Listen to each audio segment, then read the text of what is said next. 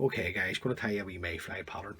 Now the hook I have on the vise is a size 10 standard heavyweight wet fly hook. The thread that I'm going to use is Uni Thread 801 black. So I'm just going to come in and get the thread started behind the eye of the hook. Excuse me. And just run on a bit of thread. I'm going to take my thread down past the point and remove the waist tag of thread. The tail on the fly, cock pheasant fibre. Now I'm going to take off about half a dozen fibres or so, because it's a weak fibre and you need to compensate for when you're taking fish, because these will break. Now I'm just going to get a measurement twice the length of the hook over the back. Remember with a pinch and loop, I'm going to tie these in the way down. Now, I'm just going to bring my thread down until I'm in line with the barb of the hook. And fish can't count, so they're not looking for three tails. Now, first rib on the fly, oval gold tinsel, and extra small. So I'm going to take a length of this off, trim it away, and tie this in. A couple of turns just to hold it. The next rib is just a strand of Glow Bright Floss number 7, just doubling it over. Just pull this in the length. Then we'll just tie this in. Just run my thread up, tying everything in at this stage. Don't need to be too fussy with the body, it's going to be dubbed. Yeah, we'll bring our thread back down and open turns. Just tie it up against the tail again. Now the dubbing that I'm using, this is called the Corb Yellow. I'll just show you it. Or the Corb Mayfly, sorry, that's it there. That one there. It's sort of the traditional Irish dubbing range. Good stuff, good dubbing, it's easy to work with. Now, just give it plenty of stick. Get it to go on. Always taking your dubbing the one way. And then we'll just take our dubbing up the length of the body. Anything that's going forward, just sweep it back, get your thread in front. Now we'll bring up our Glow Bright Floss rib first. You want to bring this the opposite way to the way that you've wound up the thread. So you're looking 4 turns onto the body. There's plenty. Up to there.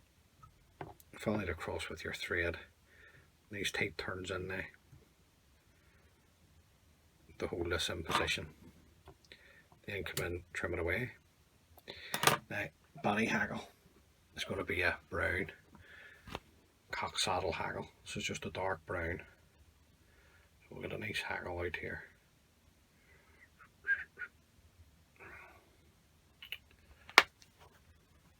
Just remove all the rubbish from the bottom. Take away the fibres at the bottom as well to bear the stem. Just offer it up, tie it in nice and tight, and then we'll come in and trim away the stem. I like to get 2 or 3 turns at the top, the shoulder of the fly. So that's 2. I'm going to get another one in, it's 3. Then I'm going to bring the turns of hackle in between the Glow Bright Floss rib, right the whole way right down to there. Now, just hold your tip, just come round with your oval gold tinsel, nice and tight, and you're looking 4 turns of the oval gold up the body to there. Now keeping the oval gold tight, you can break away the tip.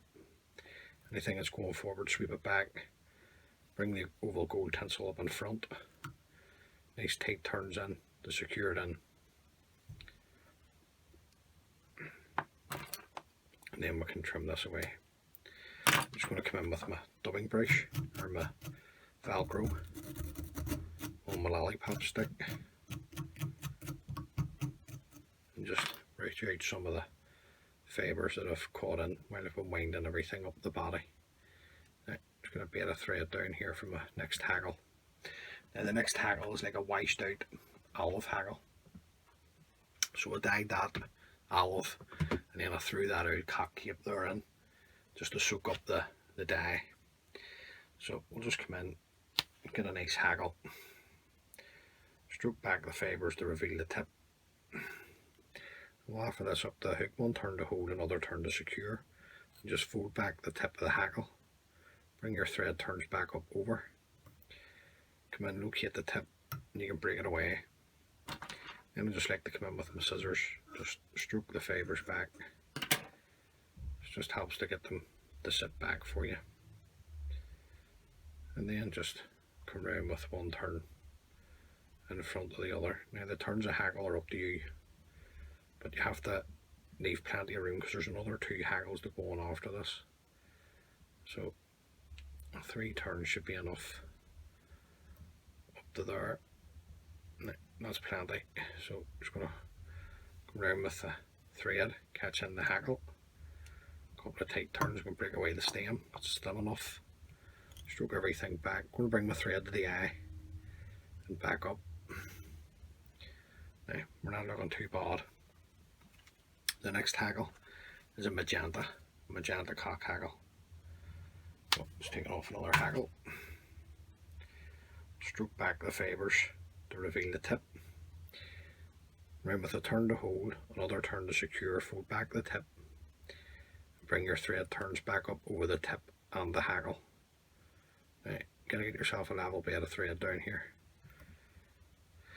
or else it'll be dancing on ice, but sliding all over the place. So we'll just come in with our scissors again, stroke back the stems, or stroke it up the stem of the hackle, sorry, and then I'll fold it back for you. Now, just going to take one turn in front of the other, and only want 2 turns of this. That's plenty there. You don't need any more. So just follow it around with our thread again. A couple of nice tight turns in. You can break away the stem again. Fold everything back. It's going forward, and bring your thread back up over the top of it.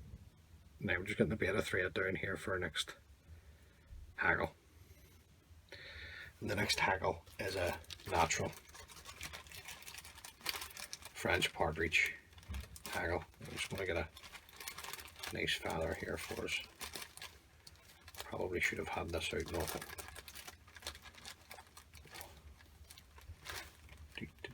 There's one there. So just take away all the rubbish from the bottom. Just come in and just reveal the tip. Now, I'm not going to fold it back because I'll be creating bulk. So I'm just going to cut the tip. Just get that wee tan and tag. Just tie it in nice and tight. Then you're just looking one turn in front of the other. Now you don't have to use the natural.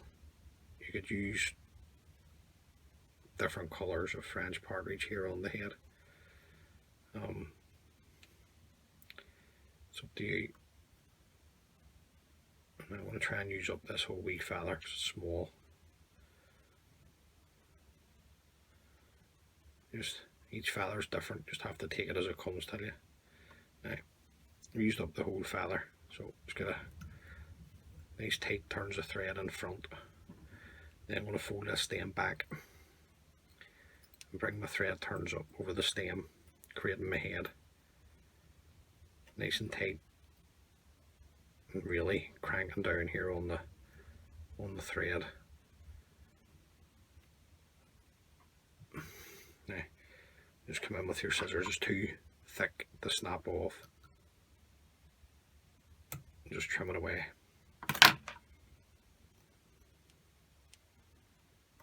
And keeping your thread tight. Just come in. I've done a bit of holographic here. Just come in with your whip finishing tool.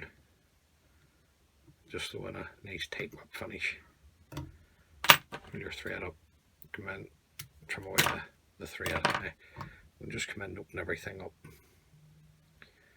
See what way we're sitting.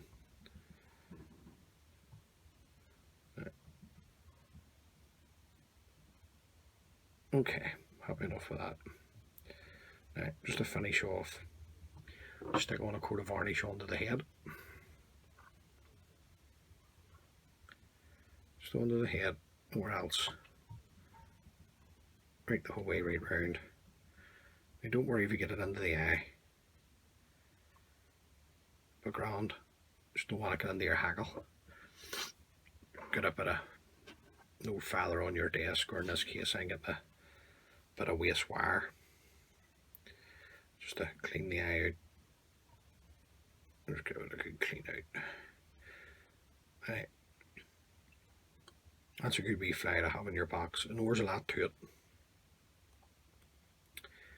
but you're going to be pulling these through a wave. You're not going to be facing these in a flat column. You're going to face these type of flies through a big wave, through a decent wave, and hopefully you can catch you a few fish. So tie a few up, lads. Hopefully it works for you, and thanks for watching the video.